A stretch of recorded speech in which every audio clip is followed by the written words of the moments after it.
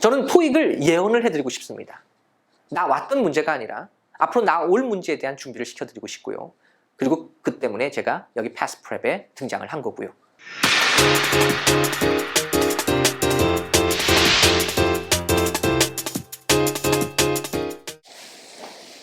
여러분 반갑습니다. 패스프랩에서 인사드리겠습니다. 저는 토익 강사 엄대성입니다. 일단 뭐 다른 거 거두절미하고 여러분들께 제가 하고 싶은 오늘의 얘기는 진짜 토익에 대한 이야기예요. 토익이란 여러분이 어떻게 생각하셨으며, 그리고 토익에 대한 가장 많은 오해란 무엇이며, 그리고 제가 여러분들에게 앞으로 하고 싶은 수업, 바로 이 세 번째 항목인데요. 바로 토익은 이렇게 출제된다라는 토익 대예언이 준비되어 있습니다. 뭐 여러 가지 얘기가 있어요. 사실 솔직히 조금만 마음 먹고 검색하시면 토익은 어떻게 나온다, 내지는 어떤 구성이다라는 건 다 알고 계시죠? 그래서 말씀드립니다.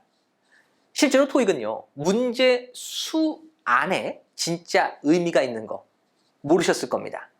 제가 그거를 여기서 다 한꺼번에 얘기를 할 수는 없어요. 실제로 수업을 하면서 이제 말씀을 드릴 텐데, 그 프렐루드 100문제죠? LC가요. 100문제죠? RC가요. 합하면 몇 문제예요? 200문제죠? 그리고 각 LC 파트 1, 2, 3, 4의 각 문제수, 이 정도는 다 알고 계시죠? 5, 6, 7 문제수 다 알고 계시죠?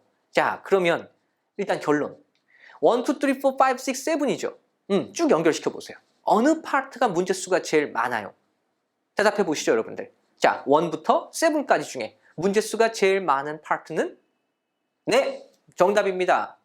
파트 7이죠. 파트 7이 문제수가 제일 많아요. 그러면 여러분이 지금 공부를 할 때 어느 파트를 제일 열심히 해야 된다는 것이 답이 나옴에도 불구하고 실제로 그렇게 하고 있느냐? 혹은 대부분의 사람들이 그렇게 공부를 했느냐? 잘 한번 생각해 보세요. 아니죠. 그래서 여러분들은 정확하게 공부를 다시 시작해야 된다는 것입니다. 그거를 실제로 수업 시간에 제가 옮겨 드릴 거예요. 자, 문제 속의 표현이 반복이 되는 거. 이거는 좀 알고 계셨어요? 모르고 계셨죠? 문제 속의 표현이 아니라 실제로 문제가 반복된다라고 착각하시는 분들이 많더라고요. 문제는 반복되지 않습니다. 토익은 그런 시험이 아니에요.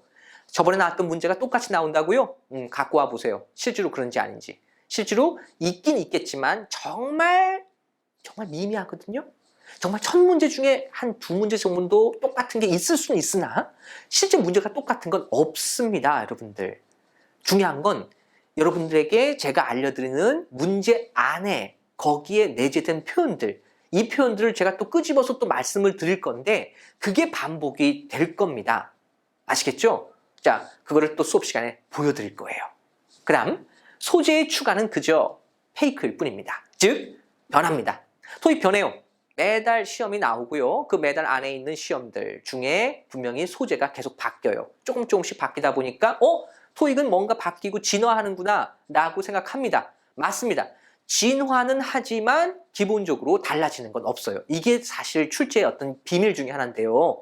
자, 그 안에 페이크, 즉 속임수는 소재입니다. 이 소재를 자꾸 덧붙임으로써 자꾸 똑같은 표현이 안 보이게끔 하려고 하는 어떤 문제 출제의 방향, 그리고 어떻게 보면 기술이죠. 근데 그 기술을 우리는 먼저 터득하고 또 이해하고 그것을 다 커트하면서 실제로 이번 달에 여러분이 볼 시험에 어떤 부분이 나올지만 공부하시면 되거든요.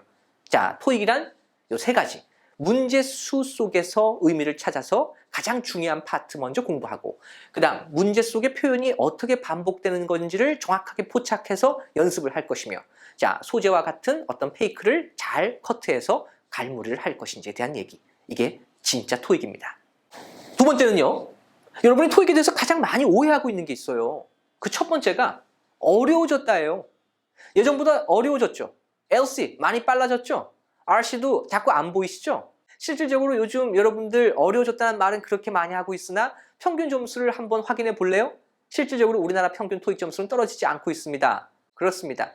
어려워졌지만 점수는 왜 안 떨어지고 있을까요? 여러분들 그 점에 대해서는 아무도 궁금해하지 않으시더라고요. 즉 기본적으로 어려워졌지만 실질적으로 점수 취득에는 변함이 없어요. 우리는 토익 쉽다 어렵다가 아니라 토익 점수가 나올 거냐 안 나올 거냐가 더 중요한 게 아닐까요? 점수 만들면 될 거 아니에요. 제가 만들어 드리겠습니다. 다음 두 번째, 평균 토익 점수. 사실 토익 점수가 필요한 나라는 우리나라, 일본 이 두 나라가 거의 대부분이에요. 다른 나라는 사실 토익 점수가 의미가 사실 없어요. 그래서 이 평균 점수에 대한 어떤 부분이 실질적으로는 우리 안에서 그리고 어려워졌다는 것과 더불어서 점수를 나오냐 안 나오냐, 점수를 가지고 갈 수 있느냐 없느냐에 대한 차이만 있을 뿐, 실질적으로 여러분들이 이 평균 토익 점수를 통해서 내가 실제로 응시를 할 거냐 말 거에 대한 부분은 고민할 필요가 없어요. 왜? 아님 말고 봐야 되면 봐야 되는 거죠. 자, 만약에 여러분들이 할 수 없다, 보긴 봐야 되겠구나 라고 한다면, 자, 여기에 대한 의미는 크게 없다는 거 꼭 기억하시기 바랍니다. 자, 그 다음 세 번째, 기출이에요. 자, 되게 민감한 얘기니까, 그리고 제가 수업을 제가 분명히 하고 싶으나 여기서 여러분들에게 수업을 시연을 할 수가 없는 이유, 제가 라이브로만 여러분들을 만날 수밖에 없는 이유가 바로 이 두 단어 때문에 그렇습니다. 어떻게 보면 제 스스로의 어떤 금기어인데요. 왜? 이게 전부거든요. 나왔던 시험 문제가 기출이죠. 사실 중요한 게 아니잖아요. 왜? 아니, 나온 게 뭐가 중요해요? 물론 우리나라의 역사를 공부하는 건 중요하죠. 하지만 토익에서 역사를 굳이 공부할 필요가 있을까요? 앞으로 써 내려가야 될 여러분의 역사, 미래가 더 중요한 거죠. 나왔던 문제가 중요한 게 아니라 나올 문제가 더 중요합니다. 이 기출에 대한 오해 풀어드리겠습니다. 기출은 없습니다. 간단하게 소개시켜 드릴게요. 아까 제가 말씀드렸던 기출에 대한 어떤 오해 중에 하나가, 자, 시중에 판매가 되고 있는 기출 문제집이 있습니다. 이것도 되게 조심스러워요. 솔직히 말하면 조심스러운데, 시중 시판되고 있는 기출 교재입니다. 근데요, 각 테스트 1, 2, 3, 4, 5의 기출에 대한 현황을 분석해 보니까 2016년 7월 9일자 실제 시험이 테스트 1, 2016년 12월 18일이 테스트 5입니다. 지금 몇 년도인지 아시죠? 몇 년 전 거예요? 기출이죠. 의미가 있을까요? 글쎄요. 잘 모르겠습니다. 여기까지요. 저는 토익을 예언을 해드리고 싶습니다.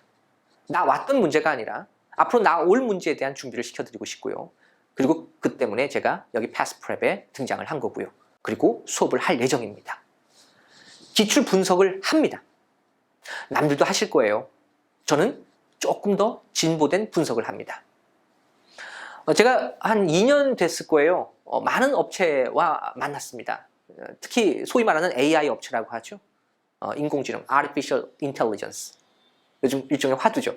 이 말이 껴있어야지 요즘엔 뭐 교재든 아니면 뭐 강의든 된다고 하는데, 어찌된 일인지 이 토익에서만큼은 이 AI가 사실상 어떤 큰 업체 하나 빼놓고는 제대로 발현이 되고 있지 않은 것 같아요. 실제로 그나마 AI를 광고를 하고 있는 업체마저도 사실상 정말 죄송한 말인데 거짓말입니다. AI 없어요. 그런 거 없더라고요. 그래서 저도 마찬가지예요. 저는 진짜 구현할 수 있을까? 소위 말하는 머신 러닝이나 딥 러닝이나 뭐 AI 같은 말을 진짜 제가 할 수 있을까? 제 능력으로 못 하겠더라고요. 그래서 다른 분들하고 협업을 하기로 했습니다. 자, 알려지지 않았지만 실질적으로 토익에서만큼은 아직까지는 준비가 안 됐다 하더라도 다른 분야에서만큼은 두각을 보이고 있는 정말로 유명한 업체들, 그리고 기술이 한 2단계는 앞서 있는 분들과 같이 함께합니다. 분석을 했습니다. 2년 동안 했어요. 그리고 자, 그 시나리오를 이제 여러분들에게 가감없이 공개를 해드리겠습니다. 하지만 네, 공짜는 아닙니다. 네, 당연한 얘기겠지만 공짜는 아니니까요. 그 부분을 여기서 공개를 할 수가 없어서 수업 시간에 말씀을 드리도록 하겠습니다. 자, 그것도 죄송합니다. 자, 두 번째, 응시자와 관련된 데이터 자료의 확보입니다. 자, 응시자란 여러분들을 얘기하죠. 과거의 응시자, 그리고 여러분 비교할 필요는 없어요. 여러분은 비교할 필요가 없어요. 하지만 저는 해야 됩니다. 왜? 어떻게 달라지고 있으며, 그래서 이런 응시자의 어떤 추이 변화와 어떤 집단 형성에서 가장 최적의 자료와 최적의 내용, 그리고 더 중요한 거, 최적의 전달 방식, 그리고 최고의 결과, 이 부분을 고민을 할 수밖에 없어요. 그래서 토익이 어떻게 나올 것인지에 대한 고민과 더불어서 가장 또 열심히 준비한 게 여러분들이 누구냐. 가끔씩 강사들이 강의를 하다 보면 학생들을 안 보시더라고요. 저도 사실 너무 힘들고 그럴 때는 오프라인 수업이 진짜 하루에 막 10시간씩 쭉 있거든요. 그러면 한 2시간, 3시간 수업하다 보면 사실 솔직히 말하면 앞에서 누가 말을 걸어도 대답하기도 싫어요. 그냥 옆에 있는 것도 싫어요. 그냥 꺼져라. 막 이러면. 도망가고 싶어요. 안 봅니다. 안 보고 그냥 책만 읽습니다. 계속 그리고 열심히를 합니다. 그걸 학생들이 알아주고 고맙다고 하면 오히려 미안할 뿐이죠. 자, 물론 열심히 하시는 거 알아요. 다른 분들 다 열심히 하시는 거 알고 또 최선을 다해서 준비한다는 것도 알고 있습니다만 하지만 스마트하지 못합니다. 자, 그렇게 세상은 좀 바뀌고 있습니다. 조금 더 스마트하고 조금 더 개인 친화적이고 조금 더 여러분에게 맞춤으로 해줄 수 있는 수업. 소위 말하는 관리라고 하는 부분.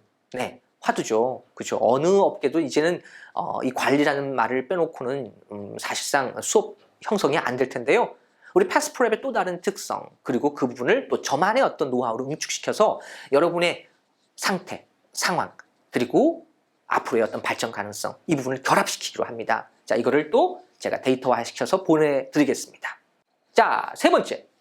매달 진행됩니다. 사실 요즘에는 매달 2번의 시험이 시행되죠. 월별 LC하고 RC의 난이도가 있습니다. 근데 그 난이도가 단순히 끝이 아니라 반드시 다음에도 반영이 되거든요. 근데 어떤 주기로 반영이 될 것이냐, 이 부분에 대한 예측이 갈수록 힘들어질 거예요. 왜냐하면 한 달에 시험이 1번이 아니라 2번이니까요. 이거를 제가 아까 얘기했던 1번의 항목, 기출 분석이라고 하는 항목에서 자, 업체와 함께 저 혼자의 힘이 아닌 많은 유능하신 분들과 협업을 통해서 이 난이도 예측까지 해드립니다. 그래서 여러분들이 지금 준비하다가 자, 내가 어느 타이밍에 최적의 어떤 시기에 시험을 볼 건지에 대해서도 말씀을 드리겠습니다. 이런 수업 없잖아요? 그렇죠? 네, 해드리겠습니다. 자, 그럼 3가지 약속을 해드릴게요. 나오는 시험 문제를 말씀드릴게요. 나왔던 시험에 대해서는 여러분 신경 쓸 거 없어요. 그건 제가 책임집니다. 나올 문제만 여러분 공부하시면 되고요. 내가 필요한 공부만 하고 싶다. 나는 이런 상황이니까. 나는 지금 세무사 공부를 하고 있다. 나는 공무원 시험 공부를 하고 있다. 나는 지금 대학 졸업을 해야 된다. 나는 카투샤를 가야 된다. 나는 의사가 되고 싶다. 간호사가 되고 싶다. 등등등. 취업을 하고 싶다. 그렇죠. 많이 계시죠? 이런 각 층마다의 어떤 수요와 니즈와 그리고 방법이 다르거든요. 그거를 제가 맞춰서 말씀을 드리겠습니다. 그런 수업 없어요. 제가 해드립니다. 그리고 한 번 더 말씀드릴게요. 어느 시기에 어떻게 시험을 봐라. 거기까지 컨설팅을 해드릴 거예요.